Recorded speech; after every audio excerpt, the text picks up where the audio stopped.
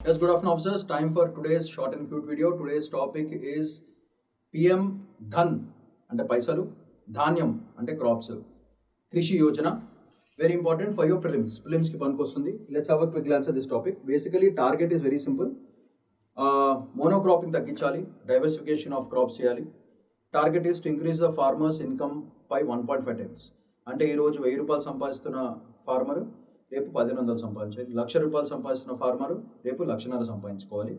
దానికి ఎట్లా చేసుకోవాలి, కొత్త టెక్నిక్స్ ఏం వాడాలి అనేది overall analysis of this particular యోజన. So quick glance useful exclusively for your prelims. So బేసికల్గా బడ్జెట్లో ఇంక్లూడ్ చేయడం జరిగింది. సో ప్రొడక్టివిటీని ఇంక్రీజ్ చేయడానికి, ప్రాఫిటబిలిటీని ఇంక్రీజ్ చేయడానికి this is the major point, especially Indian agriculture. దీనివల్ల ఫార్మర్స్ ఇన్కమ్ పెరుగుతుంది, ఫుడ్ సెక్యూరిటీ కూడా మంచిగా పెరుగుతుంది, and sustainable farming practices encourage చేయాలి. So this the major point. దీనివల్ల బేసిక్ అడ్వాంటేజ్ ఎవరికి దొరుకుతుందంటే స్మాల్ అండ్ మార్జినల్ ఫార్మర్స్కి భయంకరంగా అడ్వాంటేజ్ దొరుకుతుంది. ఎందుకంటే వాళ్ళకి టెక్నాలజీ అండ్ క్రెడిట్ ట్రాన్స్ఫర్ ఈ రెండు కూడా వాళ్ళకి దొరుకుతుంది అన్నమాట త్రూ దిస్ యోజన. దీనివల్ల ఇంకో మేజర్ పాయింట్ అంటే క్రాప్ డైవర్సిఫికేషన్. అంటే ఒకటే క్రాప్ కాకుండా మోనో క్రాప్ని తగ్గించుకోవాలి. మోనో క్రాపింగ్ చేయకుండా నంబర్ ఆఫ్ క్రాప్స్ పెంచుకోవాలి, డిఫరెంట్ టైప్స్ ఆఫ్ క్రాప్స్ పెంచుకోవాలి. అండ్ దీన్ని climate resilient and sustainable agriculture ప్రాక్టీసెస్కి లింక్ చేసుకుంటే ఆ డైవర్సిఫికేషన్ చేసిన తర్వాత కూడా ఫార్మర్స్ నష్టపోరు. That is overall idea. So దీనివల్ల storage capacity will increase, irrigation is going to increase, and market access also will also increase. So these are the results expected from this particular యోజన. So ఇది overall idea of this particular యోజన. So target is monocropping తగ్గించాలి, diversification పెంచాలి, climate resilient patterns తీసుకురావాలి, small and marginal ఫార్మర్స్కి ఉపయోగపడాలి. These are all the overall idea. So budget allocation and facts ఏమైనా చూద్దాం. సో క్రాప్ డైవర్సిఫికేషన్ చేయాలి అని చెప్పారు. సో క్రాప్ డైవర్సిఫికేషన్ అంటే ఏం చేయాలి? పల్సెస్ పెంచాలి, మిల్లెట్స్ పెంచాలి, ఆయిల్ సీడ్స్ పెంచాలి. దీనివల్ల ఈవెన్ ఈ పల్సెస్, మిల్లెట్స్, ఆయిల్ సీడ్స్ ఇవేమో ఇవి లెస్ వాటర్ ఇంటెన్సివ్. అంటే ఏంటి మీనింగ్? వాళ్ళకి వాటర్ తక్కువ అవుతుంది. ఇట్లాంటివి పెంచుకున్న తర్వాత ఎక్స్పోర్ట్ కూడా చేసుకోవచ్చు. సో ఈ వాటర్ ఇంటెన్సివ్ క్రాప్స్ని తగ్గించేస్తారు అన్నమాట బేసిక్గా. సో దానివల్ల క్రాప్ డైవర్సిఫికేషన్ చేసుకుంటే మంచిది. ఇరిగేషన్ సపోర్ట్ ఏం దొరుకుతుంది? అండర్ పిఎం కృషి సంచయ్ యోజనలో ఎక్స్పాండ్ కవరేజ్ అంటే area of in which their acreage should increase. Agro processing అంటే small agro processing units especial rural area start చేయాలి అనేది one of the major concepts. మార్కెట్ని లింక్ చేసుకోవడం, e NAM portal as well as farmer procedure organisations వీటిని encourage చేయాలి. Next agritech innovation ఏం చేయాలి? Artificial intelligence, internet of things and satellite data for precision farming చేయడానికి మనకి ఇన్నోవేషన్కి ఎంకరేజ్ చేస్తూ ఉండాలి.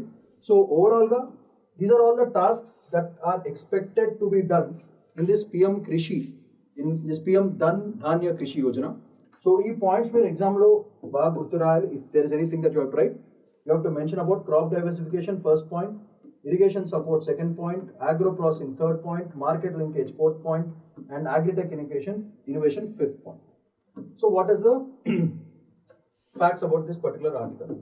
So already budget allocation and expected outcomes into chudamu. 1.25 lakh crores have been allocated, which is a very good thing. Target is 10 crore farmers ni target cheyadam jarigindi. Ee benefit vallaku andali. Additional 1 crore under micro irrigation ki second task. So this is second important point. Very beautiful points ఇవన్నీ. Micro irrigation. So దీనివల్ల by 27 1.5 times income వస్తుంది వాళ్ళకి, అంటే 50% increase in a span of 2 years. So it's a very good point. దీనివల్ల ఫైనల్గా మనకు వచ్చిన advantages ఏంటిది? ఓవరాల్గా food security goals super, input cost తగ్గుతాయి, దేర్ ఫోర్ సూపర్. దానివల్ల export orientation will increase, climate resilient agriculture also will increase. So these are the targets. So all these are fundamentally the expected targets and outcomes is one budget allocation 1.25 lakh crores, 10 crore farmers, additional 1 crore for micro irrigation. This is very important.